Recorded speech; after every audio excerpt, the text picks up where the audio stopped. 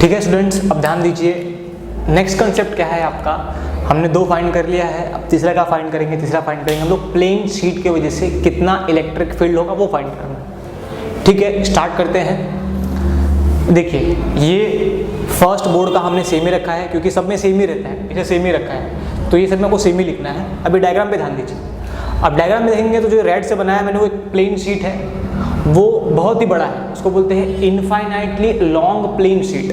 वो बहुत ही बड़ा है बट हम लोग आपको दिखाएंगे कितना ही दिखाया। ठीक है, क्या करना है आपको, सेम इस पॉइंट पर क्या फाइंड करना है, आपको उस पॉइंट पर इलेक्ट्रिक फील्ड फाइंड करनी है। क्या बोलोगे इस पॉइंट को, let's call this point as P point, और ये पॉइंट क्या हो जाएगा, इस तरफ वाला पॉइंट को बोलेंगे पी डैश पॉइंट। यहाँ पर जो इलेक्ट्रिक फील्ड ई है और यहाँ पर जो इलेक्ट्रिक फील्ड ई है, यानी अब देखो ये जो सिलेंडर है, सिलेंडर ये ऐसा, ये एक सिलेंडर ऐसा ही होता है, तो जो ये वाला पॉइंट ना, ये वाला पॉइंट इस दोनों तरफ को, जो इस जगह को हम क्या बोलते हैं, इसको हम कहते हैं एंड कैप्स। क्या कहते हैं, क्या कहते हैं, इसे कहते हैं एंड कैप्स।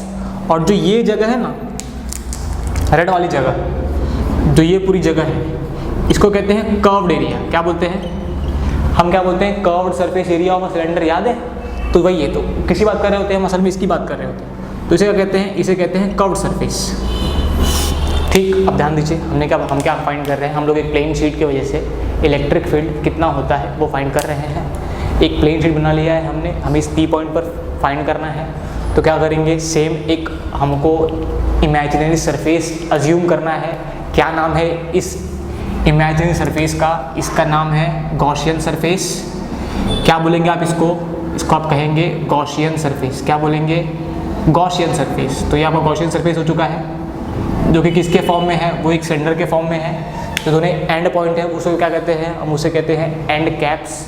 और जो ये सरफेस, जो ये एरिया उसे क्या कहते हैं, उसे कहते हैं कर्व्ड सरफेस एरिया। ठीक, ये पॉइंट का इसके सेंटर से कितनी दूरी है, r डिस्टेंस, और ये पॉइंट का भी सेंटर से उतनी ही दूरी है, कितनी है, r दूरी है।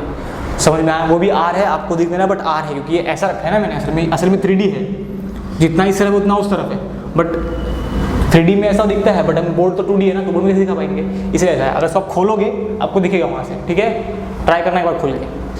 ठीक, अब ध्यान दो, तो कितने पॉइंट हो गए, तो एक ये पॉइंट, 2 एंड कैप्स है और एक कर्व्ड सरफेस है।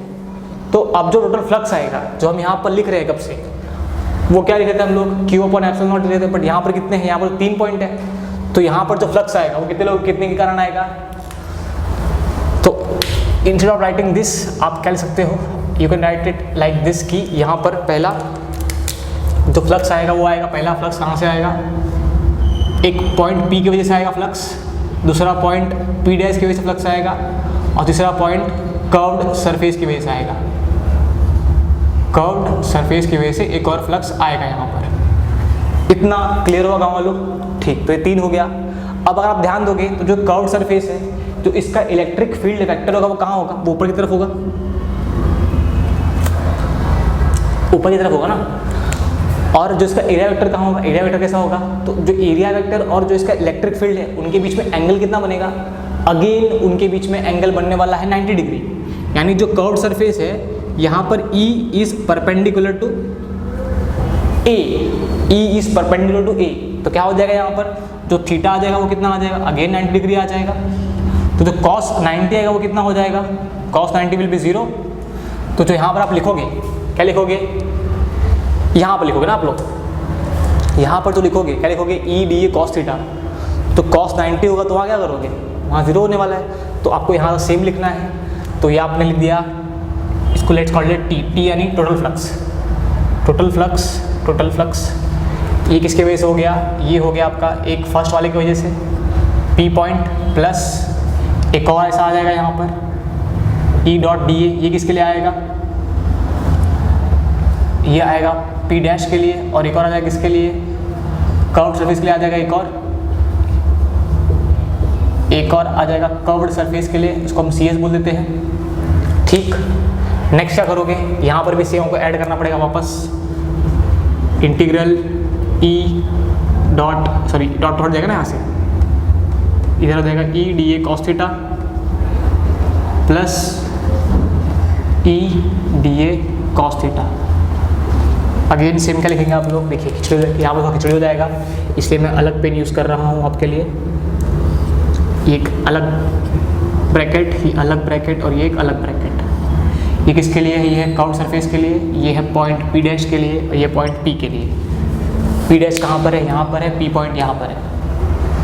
इन दोनों पॉइंट को हम कहते हैं एंड कैप्स। ये जो ये रीजन है इसको हम लोग क्या बोलते हैं, कर्व्ड सरफेस। कितना क्लियर हुआ। अब सिंस, तो आप क्या बोलोगे, angle between E and A हो गया। Since E and A parallel to each other at point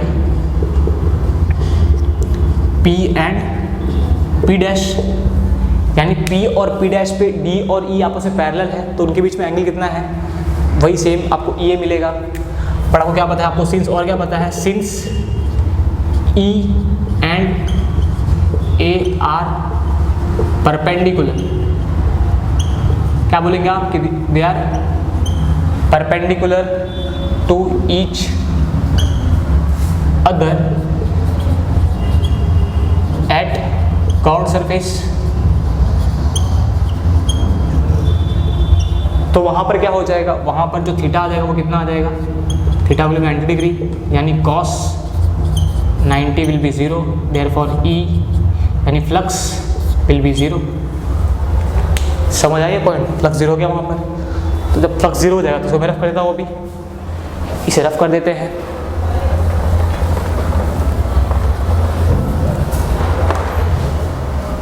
क्या बचेगा बताओ, तो यहाँ पर हमारा फ्लक्स, जो हमारा टोटल फ्लक्स मिलेगा वो क्या मिलेगा, total flux can be given as is equal to, एक इसके वजह से होगा, एक इस पॉइंट की वजह से होगा, एक इस पॉइंट की वजह से होगा, वो क्या हो जाएगा, वो हो जाएगा EA प्लस EA। सर क्यों, क्योंकि देखो ये फ्लक्स इसका है, ये P का भी उतना है और P डैश का भी उतना ही है, तो यहाँ पर जो P डैश, जो P है उसका तो इतना आ गया और जो P डैश है उसका यहाँ पर लिख दिया आपने। इतना क्लियर हुआ। साथ में इसका भी लेता हूँ ताकि आपको कन्फ्यूजन ना हो, ताकि आपको पता हो कि कर्व्ड सरफेस का कितना आ रहा है, 0 आ रहा है, 0 आ गया वहाँ पर। बाद में क्या करेंगे आप टोटल फ्लक्स लिखेंगे, total flux is equal to कितना हो जाएगा, ये हो जाएगा 2EA, ऐसा हो जाएगा। और जो आपको टोटल फ्लक्स आएगा वो कितना आएगा असल में, वो आएगा आपका कितना, वो आएगा Q enclosed upon epsilon not, वो उतना ही आने वाला है। तो लिख दो यहाँ पर जो टोटल फ्लक्स है आपका वो कितना हो जाएगा, total flux is equal to Q upon epsilon naught is equal to 2EA। इतना क्लियर हुआ गाँव वालों। कहाँ सीखोगे, एक काम उसको पहले लिखो, इसको क्या पुट करोगे, let's call it as second point and let's call it as first. क्या लिखोगे, फ्रॉम 1 एंड 2, 1 एंड 2 की वजह से कितना हो जाएगा बताओ, फ्लक्स जो 2EA है वो किसके इक्वल हो जाएगा, वो हो जाएगा Q अपॉन एप्सिलॉन नॉट के इक्वल। अब क्या करोगे, आपको E चाहिए तो E क्या हो जाएगा, E is equal to Q upon 2 epsilon naught into A कर दोगे, A को नीचे भेज दिया, 2 को नीचे भेज दिया। यहाँ तक क्लियर हुआ गाँव वालों। नेक्स्ट Q अपॉन A क्या होता है बाबू बताओ, बोलो बोलो बोलो sir. Q upon A, sir Q upon A तो सरफेस चार्ज डेंसिटी होती है, तो क्या लिखोगे आप लोग, E is equal to sigma upon 2 epsilon naught, यानी यहाँ पर जो इलेक्ट्रिक फील्ड है वो कितनी है, वो है सिग्मा अपॉन 2 एप्सिलॉन नॉट, और यहाँ पर जो इलेक्ट्रिक फील्ड है वो कितना है, वो है सिग्मा अपॉन 2 एप्सिलॉन नॉट। समझ आया पॉइंट, बहुत ही इजी था, कुछ डिफिकल्ट नहीं है। ये सब सेम चीज़ हम लोग सेम ही यूज़ करते आ रहे हैं, आपको भी सेम यूज़ करते हुए जाना है। पहला जो हमारा फर्स्ट टॉपिक था क्या था, इलेक्ट्रिक फील्ड। हमने इलेक्ट्रिक फील्ड के बारे में 11th में पढ़ा, तो वहाँ पर गॉस के एप्लीकेशन रह गए थे तो हमने यहाँ पढ़ लिया। इतना क्लियर हुआ है, देख लो। नेक्स्ट क्या पढ़ेंगे, next will study potential energy. किसके वजह से, 2 सिखाया था आपको। पहला क्या था, एक था पॉइंट चार्ज, दूसरा क्या था इलेक्ट्रिक डाइपोल। इतना लिख लो पहले, फिर उस पर पढ़ते हैं, ठीक है, लिख लो।